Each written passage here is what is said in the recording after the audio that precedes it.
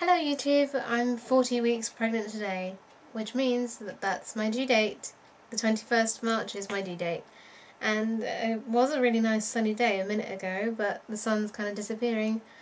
It's also Twitter's 5th birthday, and it's the spring equinox, so it feels like there's a lot going on today. I don't think the baby's going to be born today, because I'd have to have them in the next, 8 hours. And they don't seem to be on their way. Before I move on, actually, that reminds me, because I'm saying they a lot. The amount of times I've had people say, why do you say they? You're only having one baby. Or they get really confused and they think, are you having twins? Well,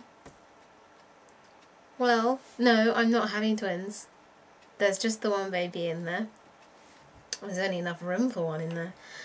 And the reason I say they is it's a terrible habit of mine. It's because I don't like to say it instead of giving them, the baby, a because I don't know the gender. I just don't want to say it. Calling the baby it never really came naturally, so I just said they instead. And I know that that's really confusing, particularly if English isn't your first language, because they is not a singular pronoun. Neither is it technically, well, it is gender neutral, but it's a very modern way of being gender neutral without saying it. And it's a terrible habit of mine, and I didn't realise it was so confusing until I asked a few people and they were like, yeah, it's confusing. So, yeah, I apologise. There is only one baby, and I will try and limit how much I refer to the baby as they or them, plural, sorry, right. So I saw my midwife today, and it went fine, blood pressure's fine, the baby's heartbeat sounds really strong, and the good news is that the baby has moved. They've moved out of the occiput posterior position, which is their back against my back, and they are now, the baby is now in the lateral occiput transverse, meaning that the baby's spine is now resting along my left side. However, they still have not engaged, which it could be that, yes, my pelvis is too small to fit a baby in. Or it could be that they have one of their hands, the baby has one of the hands like up over their head, and it's just making it too wide to actually fit into my pelvis. It could be that the position that they're in still is not going to help them fit. I don't know, maybe they haven't tucked their chin. But anyway, I was glad to hear that the baby had moved. This is good. I'd like the baby to move a little bit further round, because the midwife, well, she was saying obviously the optimal position is for them to be in occiput anterior, which would be the right way around. I'm getting tons and tons and tons of Braxton Hicks contractions. I think that's definitely what they are, having had a conversation with my midwife about it today. I'm just getting them so frequently, and they're like every few minutes. They're really quite tight and uncomfortable, partly because the baby is so high, and they are, because I'm getting one right now, there's so much pressure being exerted on the top of the baby that they get pushed down onto my pelvis rather than into my pelvis, because they're obviously not fitting. It makes it really quite painful and uncomfortable for me. So this week the hospital are basically on alert. They are expecting me in on Friday, but if I have any reason to think that I'm going into labour before then, I need to go in. And they've put me on basically like a low threshold for being admitted. So whilst most women would be turned away if they're not in active labour, if I'm in labour, they will just keep me in and keep an eye on me, because they don't want my waters to break spontaneously because what could happen is that the cord may prolapse, which means it'll come outside of my body, in which case it could spasm and stop working, and then there's only a limited amount of time in which to get the baby out alive and well. It sounds very scary, but I'm keeping a cool head about it. The baby's very active lately, which I think is a good thing.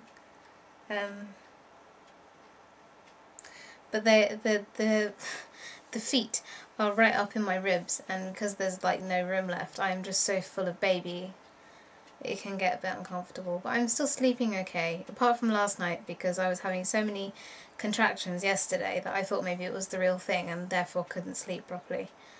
So yeah, I've been looking at a website called spinningbabies.com. That's been really good. It's all about optimal fetal positioning.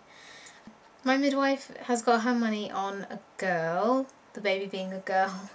She's saying she's just trusting her midwife instinct, and, you know, that's just the vibe that she gets. We'll have to wait and see. So I repacked my hospital bag yesterday, and I might do a video on that. I could also do a nursery tour because it is now sorted out. And I could also... I need to pack the baby's bag again, because the baby's stuff was packed with mine, but I think I'm going to have to take a separate bag. And like when I go into hospital, and I take the baby's bag with me, I have to take even things like cotton wool. They don't provide you with any cotton wool these days. So that's the NHS for you. I'm going to be in there for quite a while. That's the plan anyway, at least a week, I imagine. I've never stayed in hospital before, so I don't really know what to expect. And I was fretting about it the other day. I was like, I don't want to have to stay in hospital. And then I was thinking, what are you complaining about? You went across the other side of the world for a month on your own last year, and you were fine with that. You know, why is hospital so scary? Well, it's not really. It's just me being irrational. So, was there anything else that I wanted to mention? Lots of leakiness, boobs-wise, lots. And it's pretty painful in one side, but not the other. I think that's about it. So this is probably the last video I'll really do before the baby's gone, like the baby's here and gone from my body. Unless I do some updates during this week before I go into hospital, and as per usual you can follow me on Twitter at littlemama.uk for real-time updates. So yeah, if I don't go into labour before Friday, wish me luck for when I get admitted and then induced a week tomorrow. That's going to be interesting. I really don't know. I'm a little bit doubtful that the baby will engage before then. They might not be able to engage, because they're at least 7 pounds, which is a reasonable size for somebody as small as myself. So, right, I'm going to do the final belly measurement, and then I'll speak to you guys soon. 40 weeks.